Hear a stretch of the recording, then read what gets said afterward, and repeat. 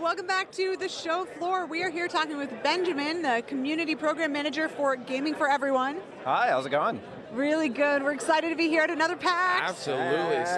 Yes. Oh, of course, and don't forget lovely co-host I got to Malik introduce Prince. myself. I'm Malik Prince. Yeah, all right. I'm not the important part. Let's talk to Benjamin. What is Gaming for Everyone? Gaming for Everyone is Xbox's commitment to make sure that everyone has fun when they play on Xbox. That's simple. That's awesome. So talk about some of the different ways, some of the different sections of Gaming for Everybody.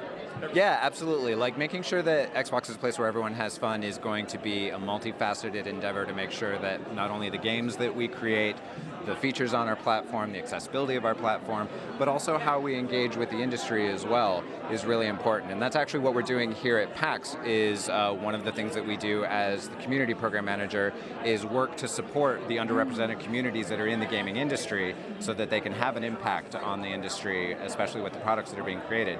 So we're here sort of in an attempt to amplify their voices, support them in some fundraising efforts for what they do, and just have a good time and like spread the word.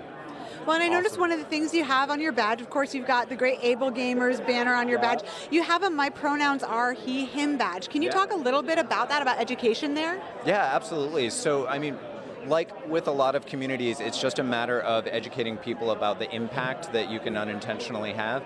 And so for me, wearing a pronoun ribbon, it's about normalizing the fact that people should think about what their pronouns are. I actually was on a panel with Tony Roca, the president of GamerX, and she had a great story about a woman who came to GamerX, and it's just default at GamerX that you are asked, what is your pronoun? It's not just only if you're trans or non-binary where you're given the option. It's no, everyone is mandatory asked what their pronoun is, and this woman had just sort of like a revelation in that moment where she realized like she had never had to confront like what does it mean to me to like be a woman and like just to really think about, of course my pronoun is she, and then she's like, wait, why is it of course? Like, oh God, oh, revelation. And so it's just like having it and making it a normal thing for people to consider and think about helps like people who that's their everyday and that's what they have to live with. So you do a lot of really neat work with the LGBTQ plus community and with like gender non-binaryism. What do you do as far as like accessibility?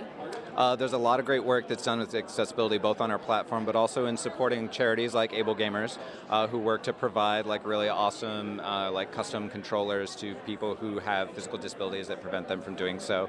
But also, you know, take this, like mental health is also can be a disability, and so we're supporting them with our fundraising and the work that they do to like make people feel more welcome and not feel excluded because of any challenges that they do. And then in addition to both those communities, we're also supporting communities of color. We're also supporting women, like with our Women in Gaming group, and just every different facet of folks that are underrepresented in the industry. So what's kind of the history of Gaming for Everyone? So Gaming for Everyone was announced by Phil Spencer at E3 on stage, and it really is. It was initially our sort of internal look at ourselves to make sure that we are, you know, intentionally including people and making sure that everything that we're doing is going to bring in as many people as possible and make Xbox a place where everyone has fun. But now that we are, you know, maturing and evolving, we are a platform, and so we're looking at how can we reach out to other people in the industry and encourage them to also think about these things and like encourage developers to think about accessibility features and think about what new creative stories can be told that maybe aren't being told, and how can we, you know, support the employees within the organizations as well by building a sense of community and providing that sense of belonging so that people stay and have that impact. That's awesome. Wow. So where do you see Gaming for Everyone, the movement, in 5 years from now? Oh, in 5 years. Ooh, well, you know, interview questions. Ideally, movements like this make themselves obsolete by not being necessary. But I think that if you look at history, you can see that like it's always a very long journey, and so as long as we are making people feel like that they belong and that they are supported and that they have not only the right but have the ability to have an amazing impact and create new and beautiful things in the industry, then I think that we're succeeding, and like I would just love to see that grow in any way that makes sense to the people that we're supporting. Awesome. So good. Jinx. So you mentioned that one of the groups you're working with is for inclusion is Women in Gaming. And so I think we actually also have Nicole Fawcett with Women in Gaming. So I think we're going to go ahead and pull her up here as well. Thank you so much, Benjamin. Yeah, have a great day. Oh, and if there was like one last thing you could say for anybody looking to get involved with Gaming for Everyone, how can they find out more about you? Oh, so we do have some really great stories on our website. If you just Google Gaming for Everyone Xbox, we have stories talking about ways that we've had an impact. But also just, show up at PAX, show up at GamerX, show up the places where we are, and come talk to us and have a good time. Great. Thanks so much, Benjamin. Thanks, Benjamin. All right. So I think we are going to grab bring in Nicole. Nikki. There we go. Ms. Nicole Fawcett, you want to step on in Nicole? here? Hi, guys. Thanks for joining us today. Thank you. So, hi, I'm MK. Good to see you. Okay, so what is your role at Women in Gaming? So I co-lead the Women in Gaming group within Xbox. It's a group of volunteers. We have about 30 to 40 women across the Xbox organization, from engineering, marketing, PR, program management, audio, everything. So all these women kind of come together, and myself and another woman, we kind of co-lead the initiatives that we do across the year. And our big initiative that we do every year is the Women in Gaming Luncheon down at GDC. So it's a huge luncheon. It's about, last year was 400 women from across the industry. Didn't matter what you worked in, if you worked at Ubisoft, EA, whatever, Unity, we kind of keep it open. And everybody kind of comes together to network, meet each other. There's a lot of old friends there. It's been going on for a long time. I think this year was its 18th year.